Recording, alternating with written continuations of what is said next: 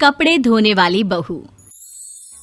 शादी के पहले से ही विभा को कपड़े धोने का बड़ा शौक था। कभी नल के नीचे तो कभी तालाब के पास। अरे मेरी नीली वाली लुंगी नहीं दिख रही है। विभा की अम्मा, कहाँ रखी है लुंगी? अरे वो तो विभा ने परसों ही धोकर रखी थी आपकी अलमारी में, देखो वहीं होगी। वो ना मैंने आज धो दी, मुझे लगा कि गंदी हो गई होगी।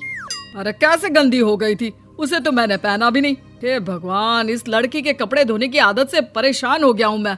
जितना तो घर में राशन नहीं आता, उससे कहीं ज्यादा डिटर्जेंट पाउडर का खर्चा है। इसकी शादी करवा दो, शादी जाए अपने घर में ही करे काम, फिर चाहे घर के कपड़े धोने हो या पूरे गांव के। हाँ ठीक बोल रही हो, देखता हूँ मैं कोई लड़का। वो दिन भी आ जाता है जब विभा को देखने लड़के वाले आ जाते हैं। लड़की मुझे अच्छी लगी। होने वाली सास कहती है, बेटी अगर कुछ पूछना है तो पूछ लो। वैसे तो हमारी लड़की बहुत ही शर्मीली है, जो बोल दो वो मान लेती है, इसे क्या पूछना होगा। अरे कैसी बात कर रही हो माँ, मुझे इन लोगों के घर रहना है, सवाल तो कई है। हाँ हाँ बेटा, पूछ लो ना, क्या पूछना है। आप लोगों के घर कपड़े कौन धोता है? सास का मुंह बन जाता है। देखो, अगर तुम ये कहना चाहती हो कि तुम्हें कपड़े धोने नहीं आते तो सुन लो, कपड़े मैं ही धोती हूँ, लेकिन तुम्हारे आ जाने के बाद मैं रुमाल तक नहीं धोऊंगी। अरे चुप रहना भाग्यवान, बहू बेचारी घर आई नहीं, उसे डराना शुरू कर दिया। वो क्या है ना बिटिया, अभी तक तो ये कल्लू की माँ ही धोती थी, लेकिन अब तुम्हारे पापा तो दहेज में वॉशिंग मशीन देंगे ही। तभी विभा की माँ बोल पड़ती है, सवाल भी पूछा तो क्या। वैसे भाई साहब, मशीन की तो फिर भी कपड़े धोने की कैपेसिटी होती है। मतलब जो बिटिया दे रहे हैं ना विभा, इसे कपड़े धोने का बहुत शौक है। ये आप लोगों के क्या, आस पड़ोस गांव मोहल्ले सबके कपड़े धो दे और उफ तक ना करे। बाहर देखा नहीं आपने कितने कपड़े सूख रहे हैं? सब हमारी बिटिया ने ही तो धोए हैं। बस भी करो ना माँ, शर्म आ रही इतनी तारीफ सुनकर। और तो और एक दाग निकाल कर दिखाओ तो मान जाओ। हाँ अच्छा, माफ करना बेटा, मैंने गलत समझा। हमें तो रिश्ता बहुत पसंद है। और ऐसे जुड़ जाता है रिश्ता कपड़े धोने का शौक रखने वाली विभा का। उसकी शादी हो जाती है कोयला फैक्ट्री में काम करने वाले कल्लू के साथ। शादी के बाद अचानक विभा चिल्लाती हुई सास के पास आती है। सासू माँ, अरे सासू माँ कहाँ है आप? ये तो धोखा है, धोखा दिया आप लोगों ने मुझे। इसे ससुर के चक्कर के बारे में पता चल गया। अरे तो उसमें तुझे क्यों धोखा मिला है? अरे नल में पानी नहीं आता, कपड़े कैसे कब धुलेंगे? अच्छा, तू पानी नहीं आ रहा उसकी बात कर रही है। तो आपने क्या सोचा? कुछ नहीं। अच्छा, तेरी माँ ने कहा था कि कपड़े धोने का शौक है तुझे, याद आया मुझे।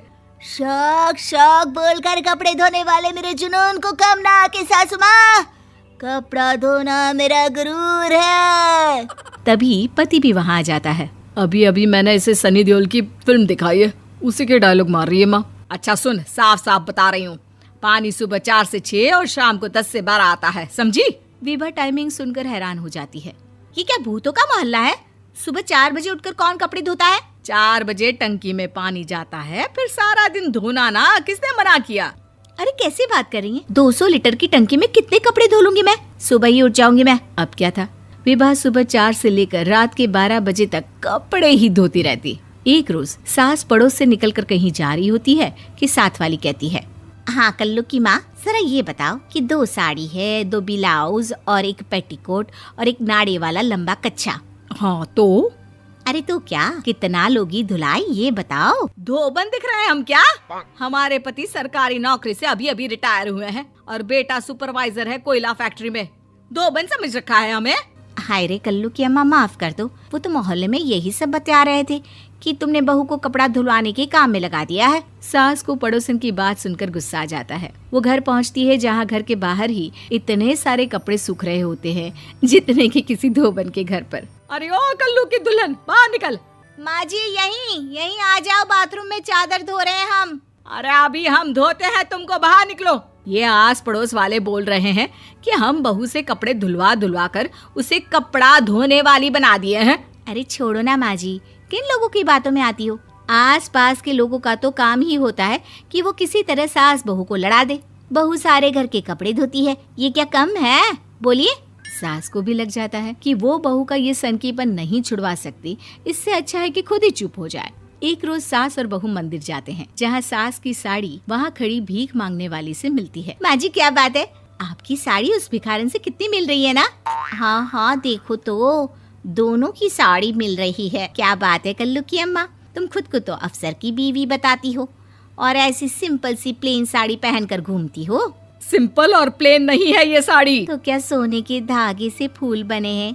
कुछ भी सासू माँ, कुछ भी। हाँ बने थे इस साड़ी में सोने के धागे से फूल। मेरे पति लेकर आए थे मद्रास से स्पेशली मेरे लिए 10,000 की। ताहे भाई साहब इस भिखारन के लिए भी सेम टू सेम साड़ी लेकर आए होंगे 10,000 की। सास उस वक्त तो कुछ नहीं कहती, लेकिन बहू के साथ घर आती है और अलमारी से एल्बम निकाल कर लाती है। ये साड़ी देख रही है, ये वही साड़ी है जिसे मैंने अभी पहना था। इस साड़ी में ये जो चमकदार फूल दिख रहे हैं ना, ये सोने के धागों से काढ़े गए हैं। लेकिन तू लोकल वॉशिंग मशीन ब्रश से घिस घिस कर सारे फूलों को निकाल कर साड़ी प्लेन कर दी। मुझे माफ कर दीजिए सासू माँ। और तो और, जब मैंने तुझे तेरी गलती के लिए कुछ नहीं कहा, लेकिन तूने तो सबके सामने मेरा मजाक ही बना दिया। क्यों? बहू को समझ में आ जाता है कि अब से उसका कपड़े धोना बंद।